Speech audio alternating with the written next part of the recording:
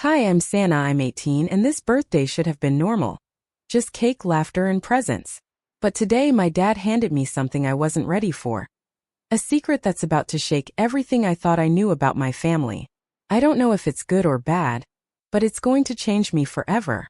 Tell me where you're watching from in the comments, and don't forget to subscribe for more stories on family drama and emotional courage. I woke up that morning feeling excited, like every birthday before. But there was an unusual stillness in the air. I glanced around my room and noticed the sun spilling through the blinds differently, almost like it was shining just to highlight the quiet. Normally my mom would have burst in, singing some off-key rendition of Happy Birthday, carrying a tray with coffee and cinnamon rolls. But today nothing. Just silence. I rolled out of bed and padded to the kitchen, my socks squeaking softly against the hardwood. My mom was there, perched on a stool, stirring her coffee slowly, staring out the window. Dad wasn't in sight. I tried to shake off the unease. Maybe he was just running late, I thought. When I entered, my mom gave me a small smile, one that didn't quite reach her eyes. "Happy birthday, Santa," she said quietly. Her voice sounded distant. Too quiet. I hugged her anyway, hoping to shake the strange tension. Usually my birthdays were loud, chaotic, and full of jokes. Dad would be teasing me about being older and more responsible, even though I wasn't responsible at all. I moved to the counter where a small box sat, wrapped neatly in blue paper with a silver bow. "From me," Dad's handwriting read on the card. I froze for a second, noticing the careful, almost rigid script. It was unusual. He normally scribbled in his messy, hurried way. A flicker of curiosity ran through me. Something about the handwriting made me pause, a small unease settling in my stomach. I picked up the box, feeling the weight in my hands. It was heavier than it looked. Something about it made me hesitate before opening. Normally, I'd tear into gifts without a second thought, but this one felt different. I lifted the lid slowly, and inside lay a thick envelope, yellowed slightly at the edges, sealed with a sticker I didn't recognize. No card, no note, just the envelope. My heartbeat quickened. "Mom," I asked, trying to keep my voice light, "did Dad leave this for me this morning?" She looked at me, biting her lip. "He said you should open it today," she whispered. Her hands were fidgeting with the coffee mug, as if it held the answers I was about to discover. Something about her expression made the room feel smaller, like the walls were pressing in. I took the envelope to the table and sat down, my fingers trembling slightly as I peeled it open. Inside was a single sheet of paper and a folded photograph. My eyes darted between the two. The handwriting on the paper was neat, almost too precise, each word deliberate. I could feel the tension building in the pit of my stomach with every line I read. The photograph slipped from the envelope, and I caught it instinctively. It showed a woman who looked like me, but not exactly. She had my eyes, the same curve of my chin, but her hair was darker, straighter. She was smiling at someone. Someone I didn't recognize at first, but something about the expression sent a chill down my spine. I looked up at my mom, who was now standing silently by the counter, watching me with a mix of fear and sorrow in her eyes. "Santa, it's time you knew," she said softly. My heart skipped a beat. The way she said it, I knew without a doubt that this wasn't a typical birthday surprise. Something had changed today. Dad appeared then, his expression unreadable. He didn't smile, didn't offer a playful comment like he usually did. He simply handed me another object, a small key, old and tarnished, with a tag that had a number written on it. My fingers brushed against his, and I felt a strange disconnect, like the man who raised me and the man standing in front of me were separate people entirely. I opened my mouth, ready to ask 1,000 questions, but no words came out. I felt a tremor of fear and anticipation twist in my chest. What had he kept from me all these years? Why today? Why on my 18th birthday, the day I was supposed to feel freedom and joy? Was I instead being pulled into a past I never knew existed? Trying to steady myself, I asked quietly, "Dad, what is this?"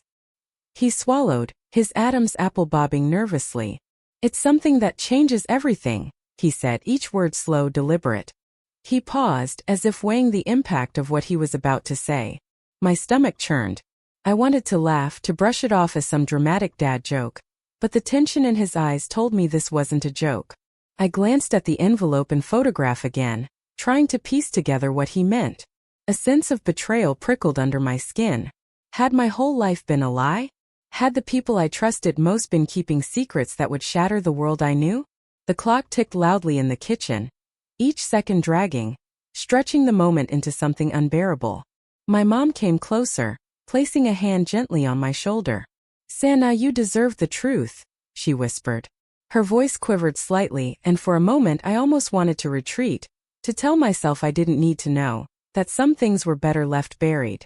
But curiosity, that relentless force, had me in its grip. I needed to understand, to uncover what my parents had kept from me all these years.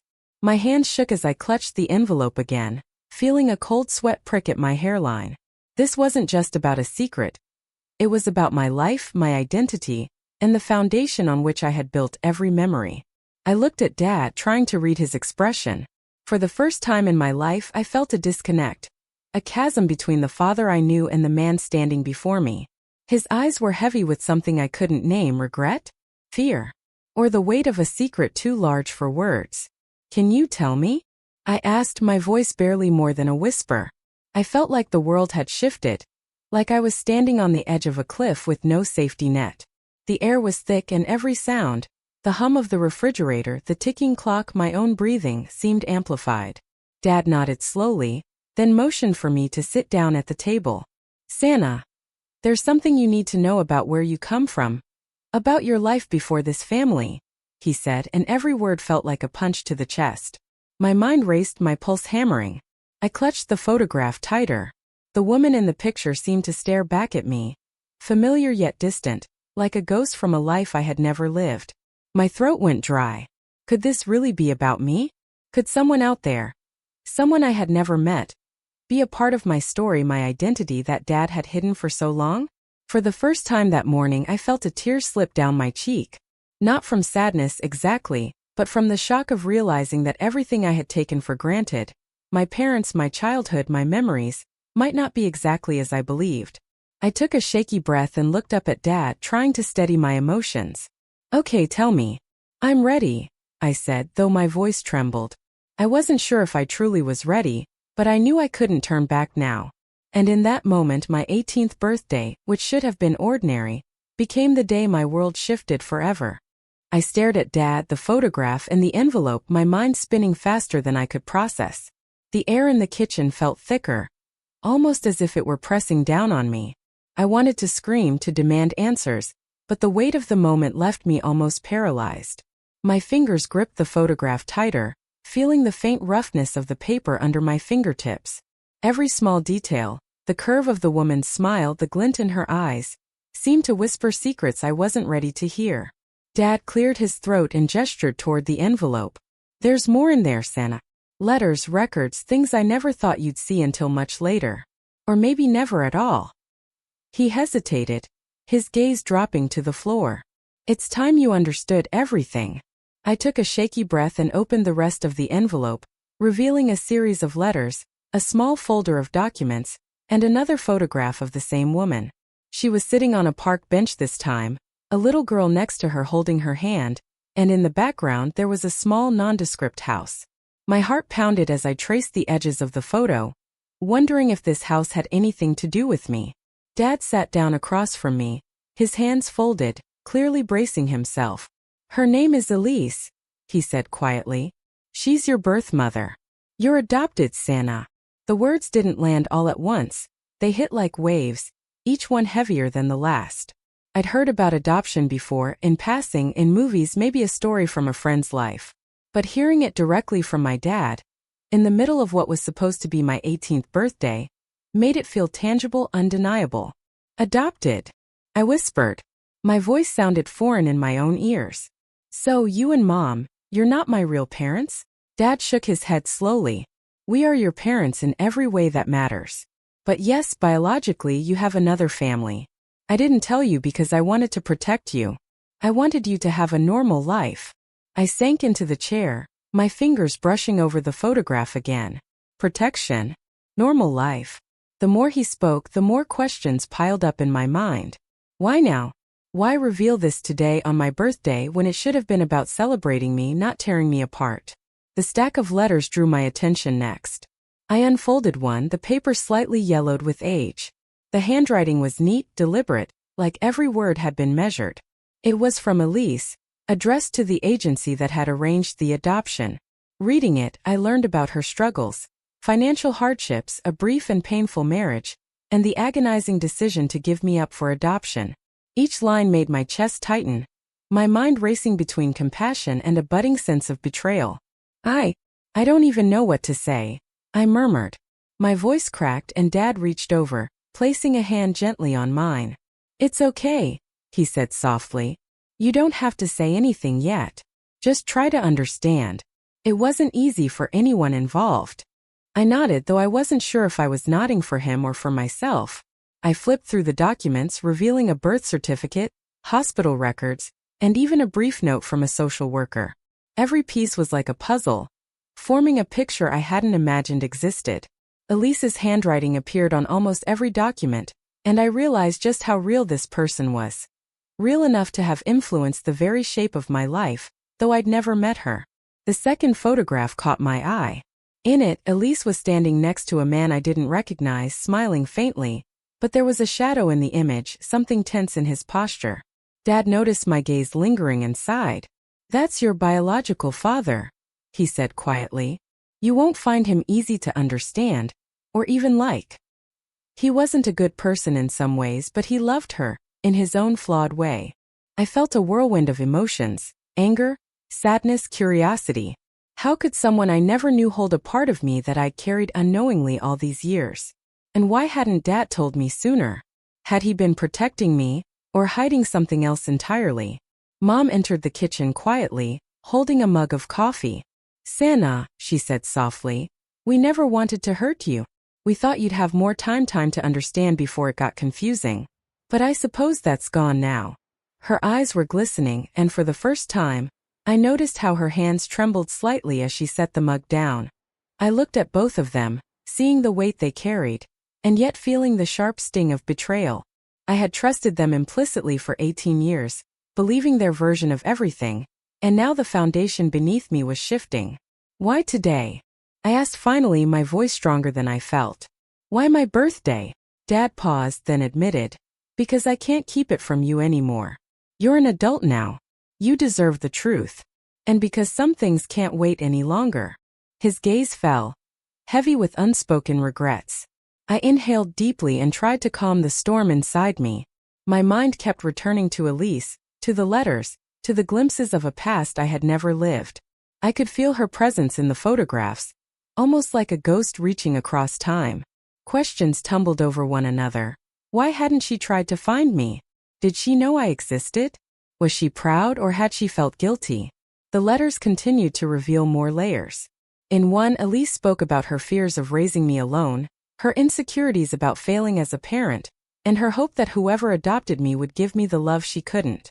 Reading those words, I felt my anger soften, replaced with a deep, aching empathy I hadn't expected. She hadn't abandoned me out of malice. She had sacrificed herself so I could have a better life. Yet the complexity of it all gnawed at me. I had parents who loved me, who had raised me, fed me, comforted me. But biologically, I belonged somewhere else, to someone I had never met. The thought made my stomach twist. How could two worlds exist within me at the same time? I asked Dad another question, my voice trembling slightly. Did you ever meet them? My real parents?" He nodded slowly. "I did briefly. Your mother and I, we were curious and we needed to know what kind of life you came from. But it was brief. Nothing permanent. I wanted to protect you from complications. I thought it was safer this way." Complications. That word kept echoing in my mind. What complications had he been protecting me from? And had the protection been worth the secrecy? I flipped to another letter, this one written later, after Elise had moved to another city.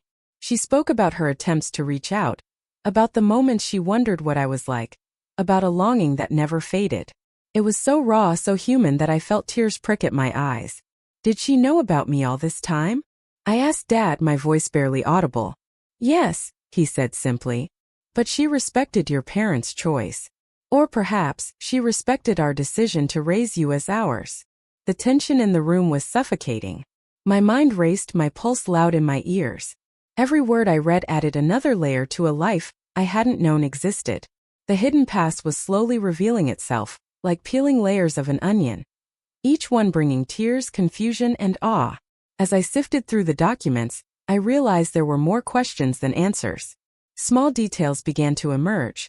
A hospital address I recognized as a town Dad never mentioned visiting, a birth certificate signed by someone whose name I couldn't place, a note about a childhood photo session I didn't remember. Each discovery made me feel simultaneously connected and estranged from the life that had existed before me. I finally looked up at Dad, searching his face for reassurance. I don't know what to think, I admitted. Everything is so overwhelming. I feel torn. He nodded, his own eyes misty. It's supposed to be overwhelming. Truth often is. But you have the right to feel, to question, and to understand. You don't have to make any decisions yet.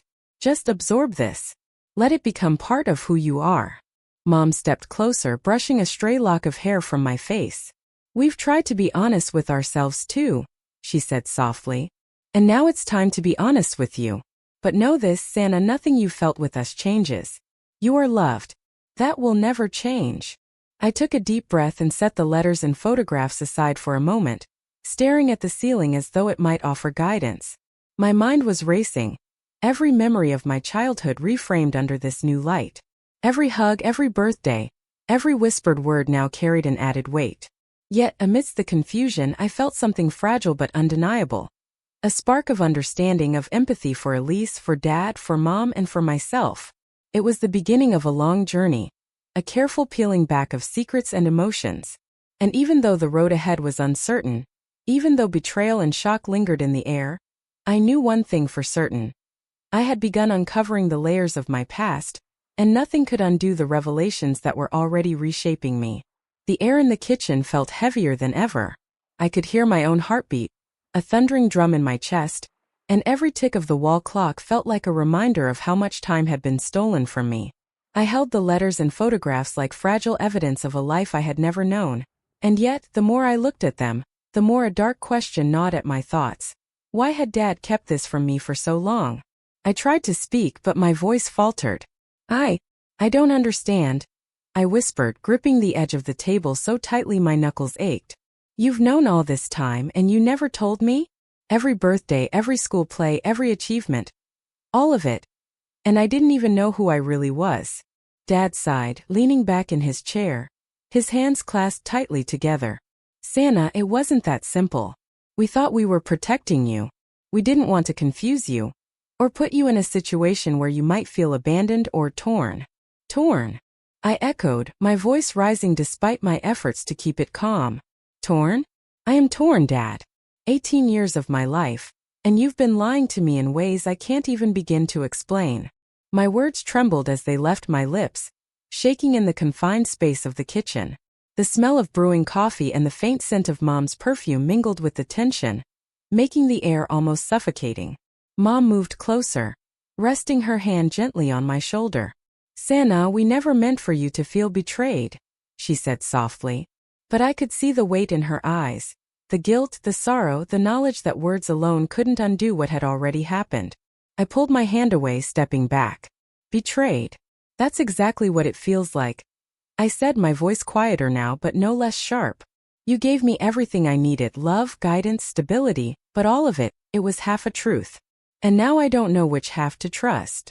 Dad rubbed his forehead, as if trying to think of the right words. I can't undo the past, Santa. I can only tell you why we made the choices we did. And why wasn't I trusted enough to know?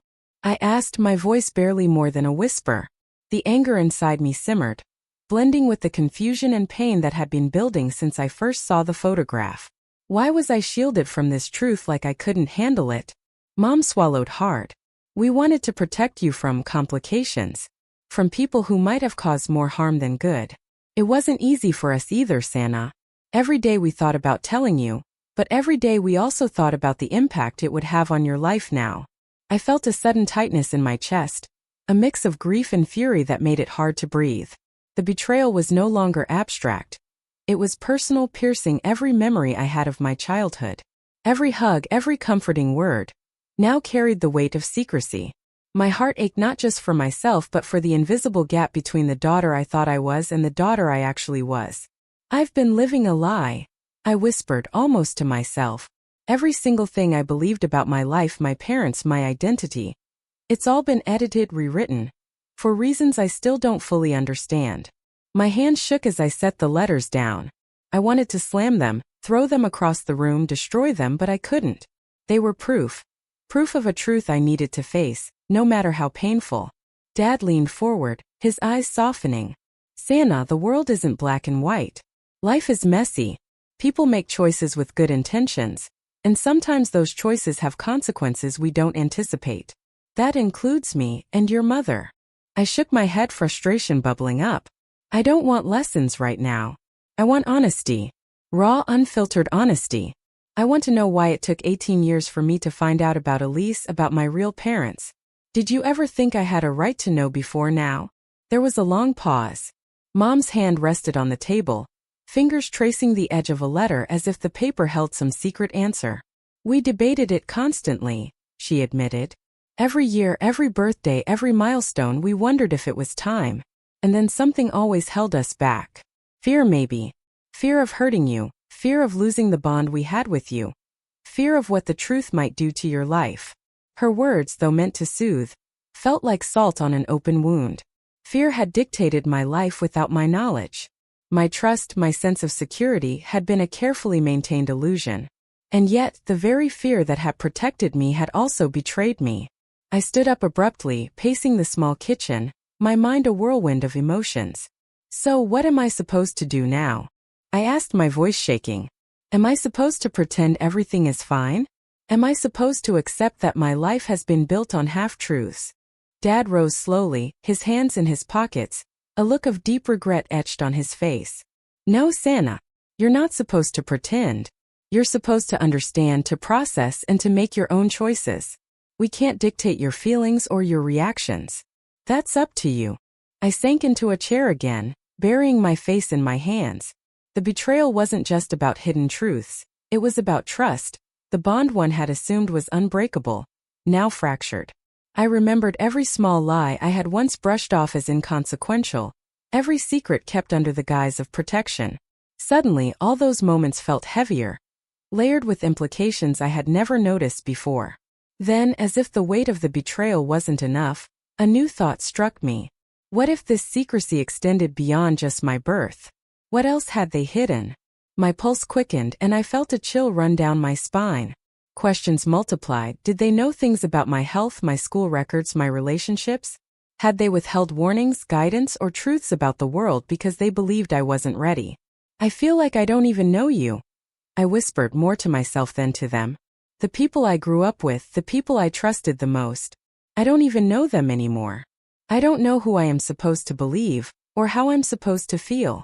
Mom knelt beside me, placing a gentle hand on my shoulder. Santa, we know it's hard. And we don't expect you to forgive us immediately.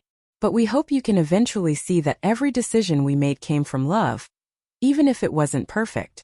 We were trying to protect you in the only way we knew how. I lifted my head, looking into her eyes. I wanted to believe her, to feel the warmth and love I had always known. But the weight of betrayal anchored me in doubt. How could I reconcile the woman who had kissed my scraped knees with the person who had withheld my most fundamental truth? I need time, I said finally, my voice firm but fragile. Time to process all of this. I can't just move past it, not yet. 18 years of my life. And now it feels like I'm starting over. Dad nodded slowly. Take all the time you need. We'll be here when you're ready to talk, to ask questions, or to explore this part of your past. We can't undo the past, but we can face it together if you want. I looked around the kitchen at the two people who had raised me, who had loved me, who had also betrayed me in ways I was only beginning to comprehend. I felt the sting of tears but also a strange sense of clarity. The weight of betrayal was heavy, almost unbearable, but it was mine to carry, mine to process, and eventually mine to release. As I picked up another letter from Elise, one that spoke of hope and longing despite her circumstances, I realized that the betrayal wasn't just theirs. It was the harsh truth of life itself. People make choices, conceal truths, and sometimes hurt the ones they love the most. Understanding that didn't make the pain vanish, but it gave me a lens to see the situation more clearly. The kitchen, once ordinary, now felt like the epicenter of my new reality. Every sound, the hum of the refrigerator, the faint clink of Dad's watch, Mom's soft breathing, seemed magnified, echoing the tension, love, guilt, and heartbreak all at once. The betrayal wasn't just an event. It was a weight pressing down on every memory, every belief, every sense of security I had ever known. I took a deep, steadying breath, letting the tension flow out of my chest slowly, deliberately. The weight of betrayal was heavy, yes, but it was also a guide. A signal that life was more complex than the narratives we hold, that love can be flawed, and that sometimes the people we trust most can hurt us unintentionally. And in that moment I made a silent promise to myself.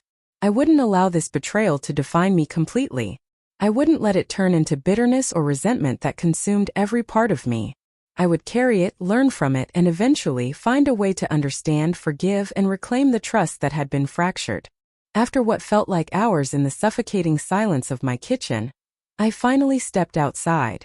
The air was crisp and slightly chilly, brushing against my face like a sharp reminder that the world beyond my house hadn't paused while my life had been upended. I inhaled deeply, trying to clear my mind, but the weight of the revelation still pressed on my chest. The betrayal, the hidden truths, and the years of secrecy clung to me like a second skin. I walked down the quiet street, the familiar neighborhood suddenly feeling strange. The houses I had known since childhood looked like strangers. The trees swayed gently in the wind, but their calmness mocked the chaos inside me. Each step felt deliberate, as if putting distance between myself and the kitchen would help me understand the whirlwind I was trapped in. I pulled out my phone and texted my best friend, Emma, almost without thinking. "Can we talk? I need someone outside of home right now." Within minutes her reply came, of course. "Meet me at the coffee shop on Main?" Relief washed over me, a small but tangible comfort. I didn't want to be alone with my thoughts anymore. The coffee shop was warm and bustling, filled with the soft murmur of conversations and the comforting aroma of freshly brewed coffee. I found Emma at our usual corner table, her eyes widening as she noticed the tension in my posture and the tight grip on my hands. "Sana, what happened?" she asked, concern lacing her voice. I sat down, letting out a shaky breath. "It's complicated. Everything I thought I knew about my family, my life, is not exactly true," I whispered, glancing around to make sure no one overheard. "I just found out I'm adopted. And there's more letters, photos, my birth parents who I've never met, they exist, and I don't know how to process any of it." Emma reached across the table, squeezing my hand. "Oh, Sana, I'm so sorry. That's a lot to take in." Her voice was gentle, grounding. Somehow, her concern anchored me, offering a thread of stability in the chaos. We ordered coffee and I recounted everything. Dad's hesitant explanation, Mom's trembling voice, the letters from my birth mother, the photographs, the folders of documents that had suddenly made my world feel so much larger and more complicated. Emma listened without interruption, her eyes wide but focused, never judging, just letting me spill the truth that had been locked inside me for hours. When I finished, she leaned back, letting out a low breath. "Sana, it makes sense that you're feeling betrayed and lost. I can't even imagine, but you're not alone. And you don't have to face this alone either." Her words resonated more than I expected. For the first time that day, I felt a flicker of control returning. I wasn't just the passive recipient of secrets anymore. I could choose how to face this truth. I decided then that I needed to do more than just sit and talk. I needed facts, details, connections, anything that could help me understand the life I had been kept from. I asked Emma to come with me as I started making calls, piecing together a timeline of events, asking questions I hadn't even thought to ask Dad. We started with the adoption agency, explaining my situation and requesting any public records they could legally share. The receptionist on the other end of the line was cautious but polite. "We understand, Sana. There's some information we can release directly to you, and we'll need verification, but it's a start." The voice was professional, almost sterile, but hearing that someone could confirm my existence, my birth family, made my chest tighten with anticipation. After the call, Emma and I walked through the city streets, coffee in hand, and I felt a strange mixture of relief and apprehension. Relief that someone was helping me navigate the process, and apprehension because each step brought me closer to truths I hadn't been prepared for. The ordinary city sounds, the hum of traffic, the distant sirens, laughter from passers-by, contrasted sharply with the storm inside me. It was surreal to feel so intensely alone yet surrounded by life moving forward as usual. By mid-afternoon, we had pieced together a few more leads. A small town 20 miles away, a hospital where my birth mother had given birth, and a tentative address for her family. It wasn't much, but it was enough to begin forming a picture of the past. I felt a strange thrill, the first real spark of control since the secrets were revealed. It was as if each fact I uncovered gave me back a piece of myself. Still, fear lingered. What if my birth mother didn't want me to find her? What if the life she had tried to build without me wasn't a happy one? I could imagine her face, pale and anxious, scanning letters, wondering if she had done the right thing by letting me go. Every possibility twisted in my mind, and I felt the old ache of betrayal reassert itself. Emma noticed my hesitance and gently nudged me. Sana, maybe taking it one step at a time is the only way to not get completely overwhelmed.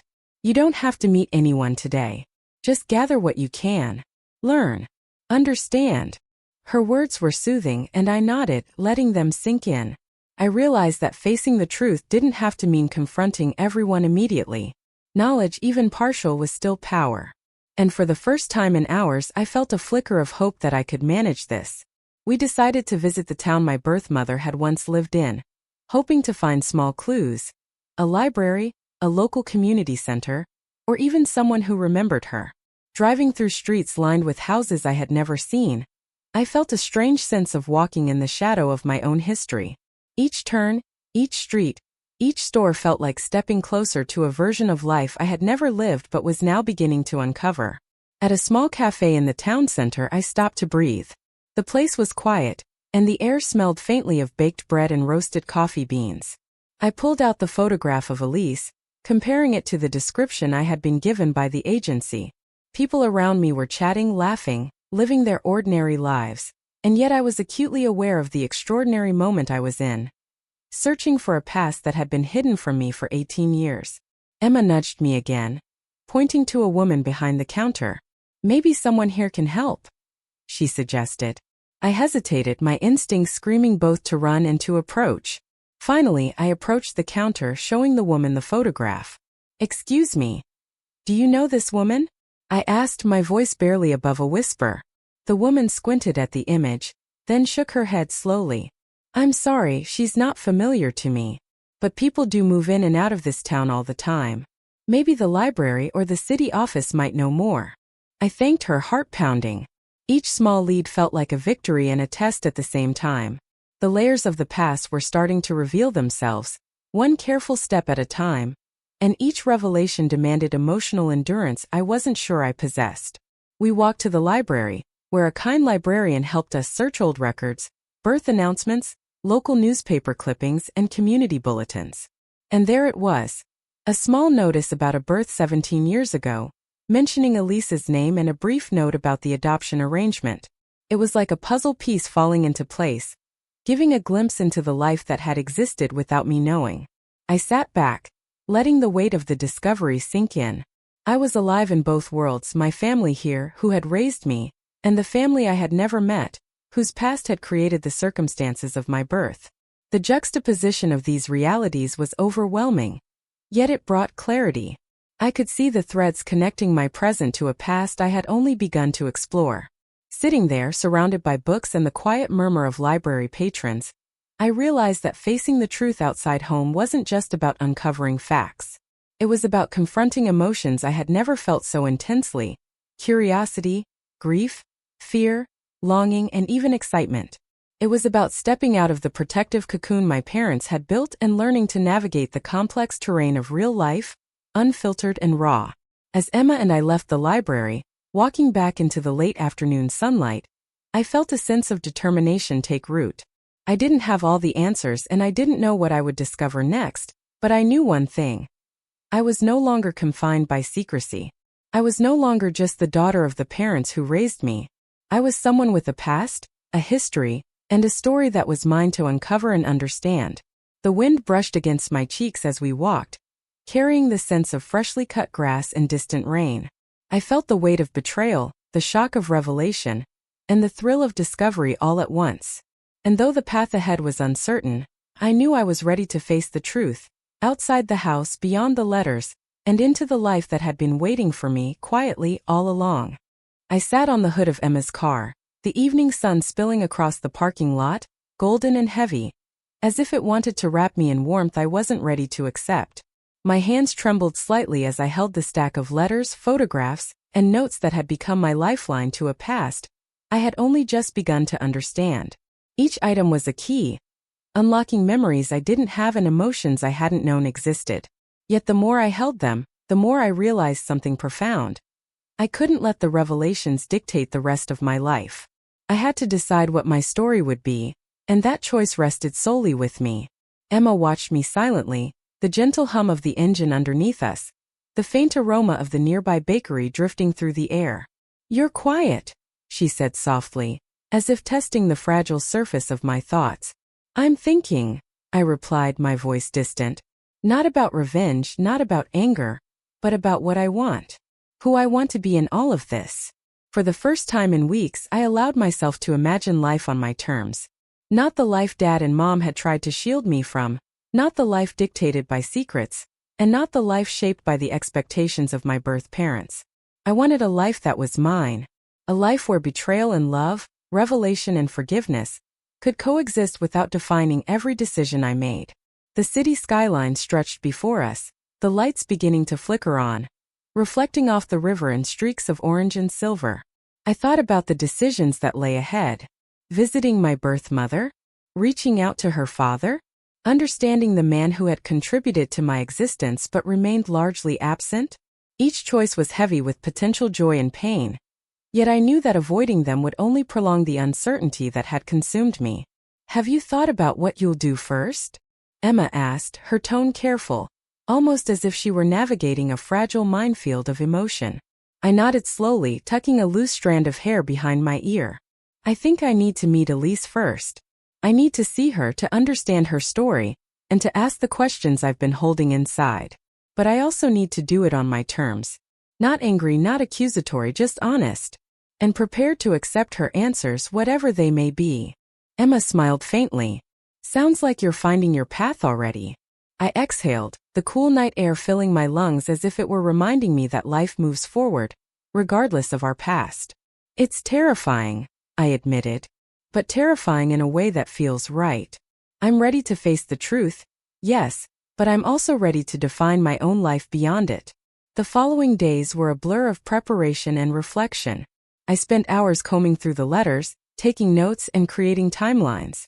I reached out to the adoption agency to confirm what I could about Elise's current whereabouts, and each small piece of information felt like reclaiming a fragment of myself. The process was painstaking, sometimes frustrating, but necessary. I needed to move forward, cautiously yet decisively.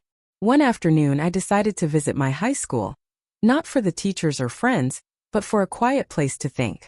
I sat in the old library, the familiar scent of paper and polished wood grounding me, and allowed myself to reflect on the weight I had carried for the past weeks.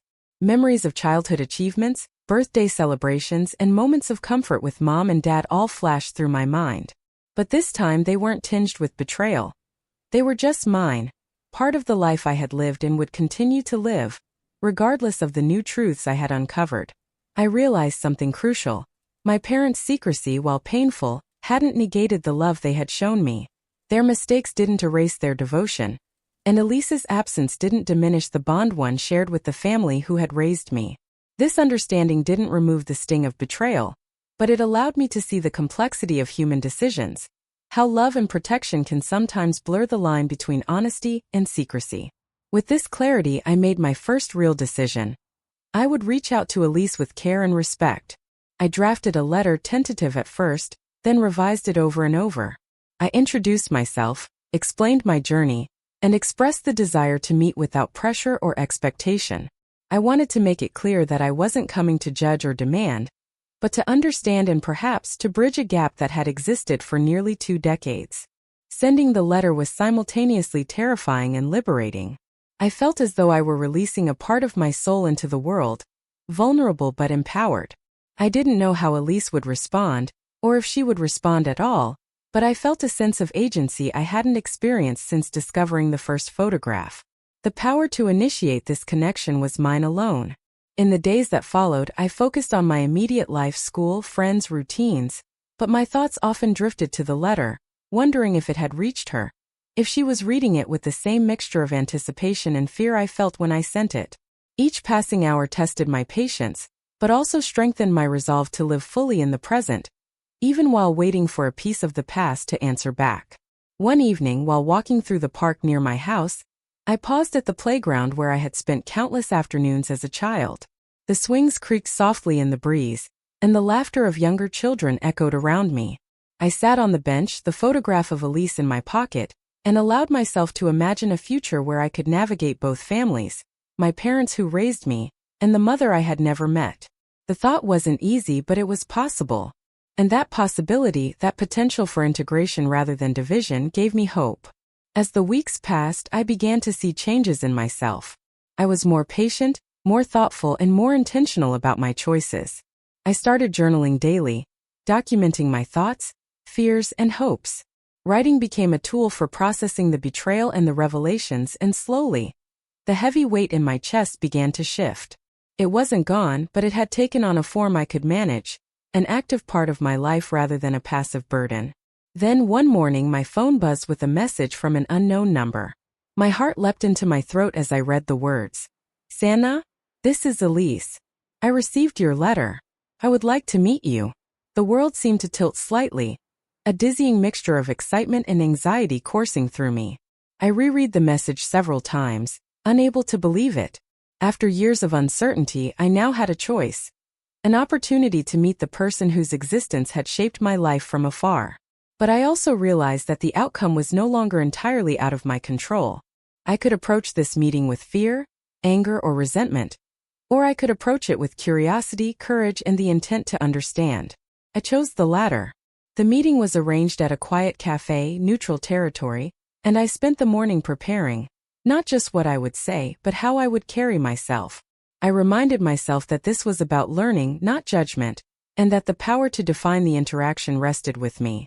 I dressed simply, carried the photograph with me, and took deep breaths as I walked through the city streets toward the cafe. When I entered, Elise was already there, seated at a table by the window. Her hair had streaks of silver, and her eyes held a depth I could only imagine had been shaped by years of longing, regret, and hope.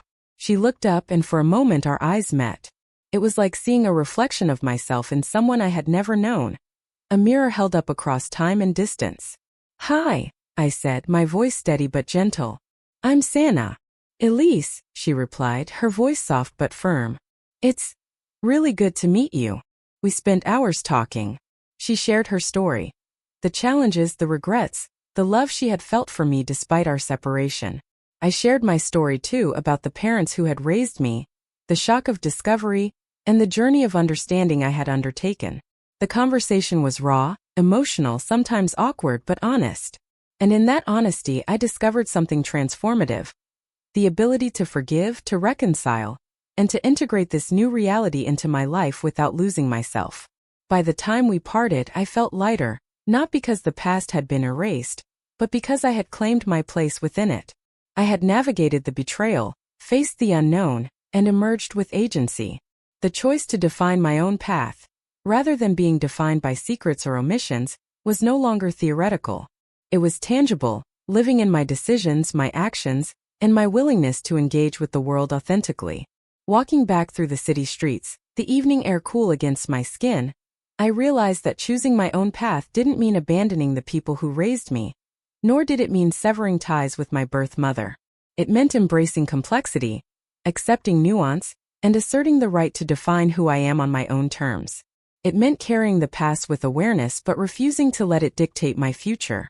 As I reached my neighborhood, the lights of my home glowing softly, I felt a quiet determination settle over me. The weight of betrayal, the revelations, the uncertainty, all of it had brought me here, to a place where I could choose. I could choose love, understanding, and courage. I could choose growth, empathy, and self-respect. Most importantly, I could choose to be whole, even amidst fractured histories. Sitting on my porch, the night sky dotted with stars, I held the photograph once more. I smiled faintly, knowing that my journey was far from over, but that I was no longer lost. I had faced secrets, navigated emotions, and most importantly, embraced my power to define my own life. The past had shaped me, yes, but it no longer controlled me, and for the first time in months I felt free.